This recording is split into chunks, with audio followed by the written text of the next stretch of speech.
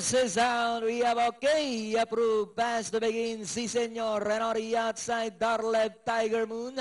Then followed over by Lakota Creek and Hatchout is the early trailer. Si Senor running on the outside. In between horses, Tiger Moon. Okay, approved is running by Darrell. 2 lengths away in port, Darlev. Then followed by Lakota Creek and Hatchout. Trails the field by about 7 to 8 lengths of the pace. Meanwhile, we have okay, approved by about 2 lengths. Si Senor now moving up to take second. Tiger Moon is running by the third. Then here comes Darlev now coming closer. Lakota Creek and Hatchout. Okay, approved by about 2 lengths. Darlev in second and on the outside moving up Si Senor. Then followed by Tiger Moon.